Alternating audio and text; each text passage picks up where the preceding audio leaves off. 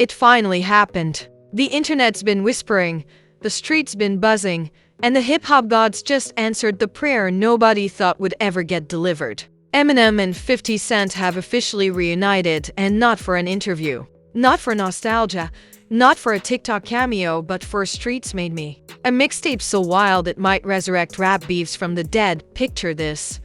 Two rap legends, battle-tested, war-scarred, and industry-proven, walking back into the booth together like it's 2003 all over again, only this time, they brought ghosts with them. We're talking Tupac, Biggie, Snoop Dogg, Dr. Dre, and even a few surprise bars that sound like they came straight from hip-hop heaven. This isn't just music, this is a cultural earthquake, a sonic rebellion. The kind of project that makes the Kardashians look like background noise and Drake's album rollout look like an elementary school talent show. But here's the thing, this reunion didn't just happen. It was engineered, hidden behind leaks, secret studio sessions, and one of the most savage marketing strategies hip-hop has seen in years. So buckle up, because we're about to unpack how this mixtape came to life, who's really behind it, and why it's shaking every corner of the rap game. Let's take it back to the moment hip-hop's heart started beating again. It didn't happen with a press release or a label announcement. It began with a leak, a single, grainy snippet that hit Reddit at AM like contraband from the rap gods themselves. A low-quality recording, a muffled Dre tag, and a voice that could only belong to Marshall Mathers growling, "They said we fell off. Nah, we just reloaded." The internet went feral. Twitter, sorry, X turned into a digital mosh pit. People were quoting bars, dissecting frequencies, arguing whether it was AI or authentic. But the clue that proved it was real. 50 Cent's trademark snicker layered right after M's verse. That single laugh broke the timeline harder than a Super Bowl wardrobe malfunction. Why was this such a big deal? Because for nearly a decade, fans had begged for a real reunion. Eminem and 50 hadn't done a proper collab since Patiently Waiting and Crack a Bottle, and both had taken different paths. Em became the lyrical professor, dissecting syllables in every interview, while 50 turned into the petty billionaire mogul who'd roast his own grandmother for ratings. They were icons, but distant ones. Then came the whispers, anonymous producers claiming to have been flown to an undisclosed studio in Calabasas. Someone spotted Dr. Dre's car outside. Aftermath's compound at a Emma studio intern allegedly posted an Instagram story of a notebook titled "The Streets Made Me." It vanished within minutes, but the damage was done. Hip-hop detectives online started connecting dots faster than FBI cybercrime. Here's what they pieced together. After years of label politics, lawsuits, and creative silence, Dre, Snoop, Eminem, and 50 Cent had quietly built a secret project to bring balance back to rap. They wanted to remind everyone that before TikTok dances and AI remixes, hip-hop came from pain, power, and poverty. The working title? Streets Made Me. And the lineup was mythic. Dre was executive producing. Snoop was writing hooks smoother than CBD oil. Eminem was sharpening punchlines like guillotines. 50 was reportedly rewriting half his old verses to sound hungrier. Then came the twist, rumors of posthumous verses from Tupac and Biggie, restored using unreleased archives and AI-assisted mastering. The internet didn't know whether to be inspired or terrified. Fans started posting screenshots of mysterious Tupac x Biggie 2025 tracks appearing on Spotify for a few minutes before vanishing. Some swore Dre was testing distribution systems. Others said hackers were trolling. Either way, hype reached nuclear levels. Reddit threads compared it to finding Tupac alive in Cuba. TikTok conspiracy pages titled it The Resurrection Tape. Then came the so-called Detroit leak. A producer uploaded a 14-second clip of Em spitting. Still shady, still standing, still bulletproof. Brandon, Streets Made Me. The industry just ran me. Within 30 minutes, YouTube channels had turned it into a 10-hour loop. Music blogs called it the most aggressive Eminem flow since the Eminem Show.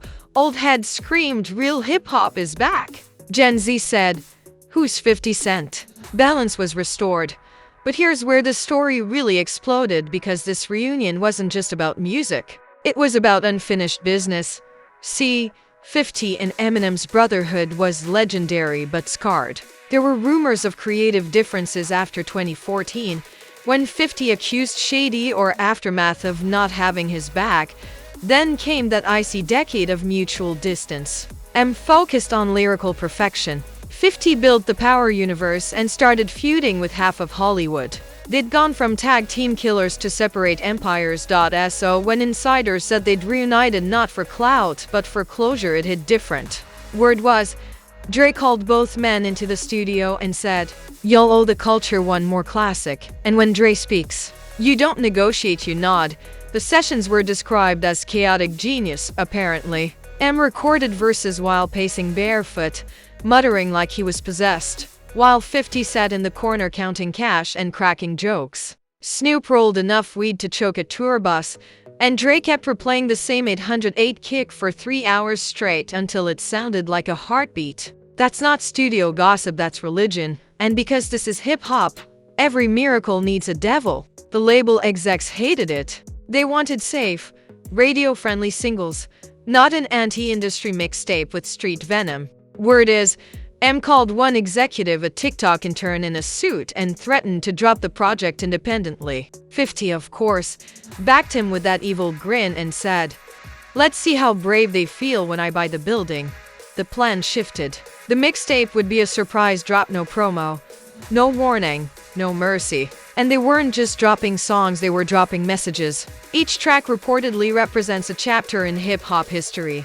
From Detroit grind, to Queens hustle, to Compton royalty. There's even a song titled Legacy Loan Shark where 50 and Eminem allegedly trade bars about every rapper they inspired and everyone who betrayed them.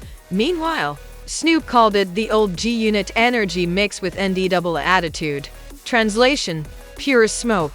Dre engineered it like he was crafting a time machine. He pulled vintage SP120 drums from his archive, layered them with orchestral samples, and ran Em's vocals through analog tape to make him sound angry again. By week 2 of recording, security around the studio was tighter than a White House briefing. Drones were banned. Phone cams taped over. Anyone leaking snippets risked permanent exile from the industry. And still, leaks happened because the internet always finds its Judas. A TikTok clip appeared showing 50 rapping in front of a graffiti wall that read, "The streets made me." It was only 5 seconds, but the caption said, "Guess who's back? 30 million views." 30 million! The next day, Spotify accidentally uploaded a test page with the mixtape art, a gritty black and white photo of a bullet-ridden street sign. It was taken down in minutes, but screenshots flooded every forum.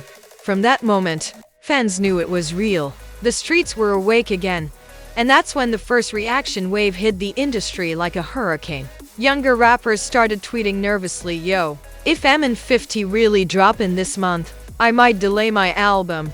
One influencer joked, "This project about to end more careers than AI." Even old school legends like Nas and Busta Rhymes posted cryptic emojis. But the wildest part? An anonymous insider claimed that Jay-Z heard it early and called it dangerous.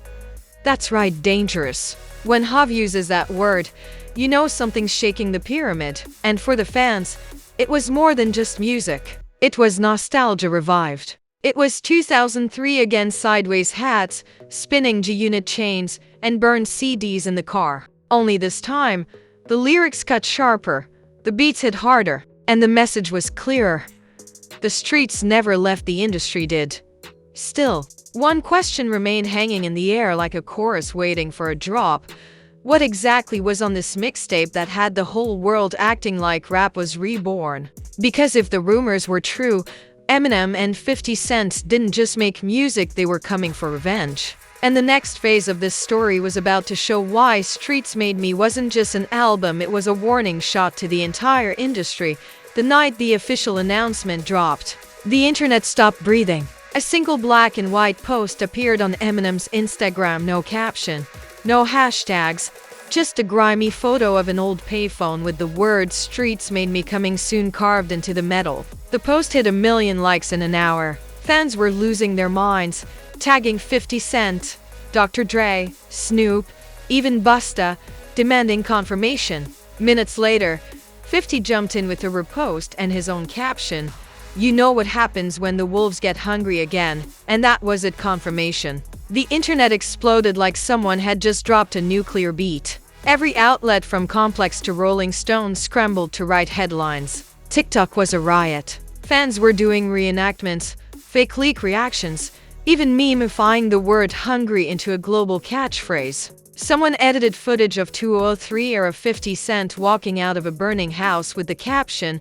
"When you hear Eminem say he called 50 again," but while fans celebrated, the industry wasn't laughing. Because this wasn't just a mixtape, it was an ambush. Labels, executives, and the current wave of melodic, TikTok-style rappers started sweating bullets. Word on the street was that the first track on Streets Made Me directly called out plastic rappers with Instagram flows. 1. A love letter to struggle, a punch in the face to fake fame, and a wake-up call to every rapper who thought clout was currency. Eminem and 50 Cent didn't just come back, they came back swinging. They didn't chase a trend. They ended one. They didn't make songs for playlists. They made history for the streets. And now the whole industry's holding its breath, wondering who's brave enough to respond. But now it's your turn to talk. Smash that like button like 50 smashed the charts in 2003. Drop a comment below, was this the greatest comeback in hip-hop history, or just a calm before a bigger storm? And don't be shy, because this is Truth Tattle, where your opinion starts the fire. Make sure you subscribe and turn on notifications, because around here, the next bombshell is always one leak away. When the next secret studio session drops, when the next diss FLIs, or when the next legend comes out of hiding, we'll have the whole breakdown before the blogs even catch their breath. So keep your ears open, your playlists loaded, and your jaw ready to drop, because in this world, every beat has a backstory, and every comeback hides a conspiracy. This is Truth Tattle signing off with chaos, truth, and a mic drop. Because in the rap game, you can fake followers, but you can't fake legacy. Stay tuned. The streets just started talking again.